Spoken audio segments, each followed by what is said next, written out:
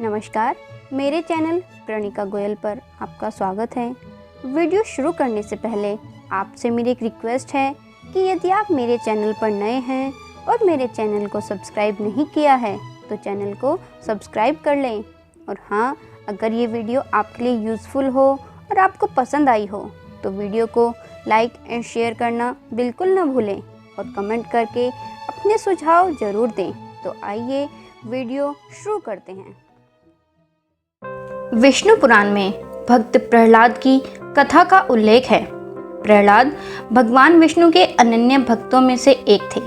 आज हम एक कहानी सुनते हैं जो भक्त प्रहलाद की है, जो अत्यंत ही रोचक और बच्चों के लिए प्रेरणादायक है। सनकादि ऋषियों के शाप के कारण भगवान विष्णु के पार्षद जय एवं विजय को दैत्य योनि में जन्म लेना पड़ा था। महर्षि कश्यप की पत्नी दक्ष पुत्री दिति के गर्भ से दो महान पराक्रमी बालकों का जन्म हुआ। इनमें से बड़े का नाम हिरण्यकश्यप और छोटे का नाम हिरण्याक्ष था। दोनों भाइयों में बड़ी प्रीति थी। दोनों ही महाबलशाली, अमित पराक्रमी और आत्मबल संपन्न थे। दोनों भाइयों ने युद्ध में देवताओं को पराजित करके स्वर्ग पर अधिकार कर लिया। एक समय जब हिरण्याक्ष ने पृथ्वी को रसातल में ले जाकर छिपा दिया, तब भगवान विष्णु ने वराह अवतार लेकर पृथ्वी की रक्षा के लिए हिरण्याक्ष का वध किया। अपने प्रिय भाई हिरण्याक्ष के वध से दुखी होकर हिरण्यकश्यप ने दैत्यों को प्रजा पर अत्याचार करने की आज्ञा देकर स्वयं महेंद्रांचल पर्वत पर चला गया। वह भगवान विष्णु द्वारा अपने भाई की हत्या का बदला लेने के लिए ब्रह्मा जी की घोर तपस्या करने लगा। इधर दैत्यों के राज्य को राजा विहीन देखकर देवताओं ने उन पर आक्रमण कर दिया। दैत्यगण इस युद्ध में पराजित हुए और पाताल लोक को भाग गए। देवराज इंद्र ने हिरण्यकश्यप के महल में प्रवेश करके उसकी पत्नी कयाधु को बंदी बना लिया। उस समय कयाधु गर्भवती थी, इसीलिए इंद्र उसे साथ लेकर अमरावती की ओर जाने लगे। रास्ते में उनकी देवर्षि नारद से भेंट हो गई। नारद जी ने पूछा, देवराज इसे कहाँ ले जा रहे हो? इंद्र ने कहा, देवर्षि इसके गर्भ में हिरण्यकश्यप का अंश है, उसे मारकर इसे छोड़ दूंगा। यह सुनकर नारद जी ने कहा, देवराज इसके गर्भ में बहुत बड़ा भगवत भक्त है, जिसे मारना तुम्हारी शक्ति के बाहर है, अतः इसे छोड़ दो। नारद जी के कथन का मान रखते हुए इंद्र ने कयाधु को छोड़ दिया और अमरावती चले गए। नारद जी कयाधु को अपने आश्रम पर ले आए और उससे बोले, बेटी तुम यहाँ आराम से रहो जब तक तुम्हारा पति अपनी तपस्या पूरी करके नहीं लौटता। कयाधु उस पवित्र आश्रम में नारद जी के सुंदर प्रवचनों का लाभ लेती हुई सुखपूर्वक रहने लगी, जिसका गर्भ में पल रहे शिशु पर भी गहरा प्रभाव पड़ा। समय होने पर कयाधु ने एक पुत्र को जन्म दिया, जिसका नाम प्रहलाद रखा गया। इधर हिरण्यकश्यप की तपस्या पूरी हुई और वह ब्रह्मा जी से मनचाहा वरदान लेकर वापस अपनी राजधानी चला आया। कुछ समय के बाद कयाधु भी प्रहलाद को लेकर नारद जी के आश्रम से राजमहल में आ गई। जब प्रहलाद कुछ बड़े हुए तब हिरण्यकश्यप ने उनकी शिक्षा की व्यवस्था की। प्रहलाद गुरु के सानिध्य में शिक्षा ग्रहण करने लगे। एक दिन हिरण्यकश्यप अपने मंत्रियों के साथ सभा में बैठा हुआ था। उसी समय प्रहलाद अपने गुरु के साथ वहां गए।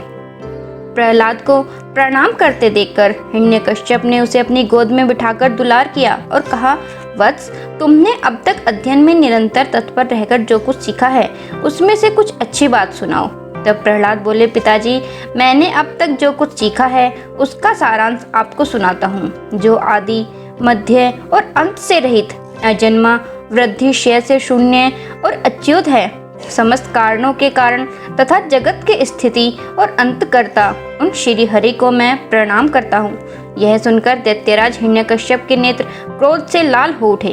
उसने कांपते हुए होठों से प्रहलाद के गुरु से कहा, अरे दुर्बुद्धि ब्राह्मण, यह क्या? तूने मेरी अवज्ञा करके इस बालक को मेरे परम शत्रु की स्तुति से युक्त शिक्षा कैसे दी? गुरुजी ने कहा, दैत्यराज आपको क्रोध के वशीभूत नहीं होना चाहिए। आपका पुत्र मेरी सिखाई हुई बात नहीं कह रहा है। हिरण्यकश्यप बोला, बेटा प्रहलाद बताओ तुमको यह शिक्षा किसने दी है? तुम्हारे गुरुजी कहते हैं कि मैंने तो इसे ऐसा उपदेश दिया ही नहीं है। प्रहलाद बोले, पिताजी हृदय में स्थित भगवान विष्णु ही तो संपूर्ण जगत के उपदेशक हैं, उनको छोड़कर और कौन किसी को कुछ सिखा सकता है। हिरण्यकश्यप बोला, अरे मूर्ख, जिस विष्णु का तू निशंक होकर स्तुति कर रहा है वह मेरे सामने कौन है? मेरे रहते हुए और कौन परमेश्वर कहा जा सकता है?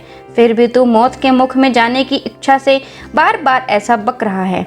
ऐसा कहकर हिरण्यकश्यप ने प्रहलाद को अनेकों प्रकार से समझाया, पर प्रहलाद के मन से श्री हरि के प्रति भक्ति और श्रद्धा भाव को कम नहीं कर पाया। तब अत्यंत क्रोधित होकर हिरण्यकश्यप ने अपने सेवकों से कहा, अरे यह बड़ा दुरात्मा है, इसको मार डालो। अब इसके जीने से कोई लाभ नहीं है, क्योंकि यह शत्रु प्रेमी तो अपने कुल का ही नाश करने वाला हो गया है। हिरण्यकश्यप की आज्ञा पाकर उनके सैनिकों ने प्रहलाद को अनेकों प्रकार से मारने की चेष्टा की, पर उनके सभी प्रयास श्री हरि की कृपा से असफल हो जाते थे। उन सैनिकों ने प्रहलाद पर अनेक प्रकार के अस्त्र शस्त्रों से आघात किए, पर प्रहलाद को कुछ नहीं हुआ। उन्होंने प्रहलाद के हाथ पैर बांधकर समुद्र में डाल दिया, पर प्रहलाद फिर भी बच गए। उन सब ने प्रहलाद को अनेकों विषैले सांपों से डसवाया और पर्वत शिखर से गिराया, पर भगवत कृपा से प्रहलाद को कुछ भी नहीं हुआ। रसोइयों के द्वारा विष मिला हुआ भोजन देने पर प्रहलाद उसे भी पचा गए। हिरण्यकश्यप के बहन होलिका को अग्नि से बचने का वरदान था। उसको वरदान में एक ऐसी चादर मिली हुई थी जो आग में नहीं जलती थी। हिरण्यकश्यप ने अपनी बहन होलिका की सहायता से प्रहलाद को आग में जलाकर मारने की योजना बनाई। होलिका बालक प्रहलाद को गोद में उठा जलाकर मारने के उद्देश्य से वरदान वाली चादर ओढ़ धूं धूं करती आग में जा बैठी। प्रभु कृपा से वह चादर वायु के वेग से उड़कर बालक प्रहलाद पर जा पड़ी और चादर न होने पर होलिका जलकर वहीं भस्म हो गई। इस प्रकार प्रहलाद को मारने के प्रयास में होलिका की मृत्यु हो गई। इसी वजह से ही हर वर्ष फागुन पूर्णिमा के दिन होलिका दहन किया जाता है।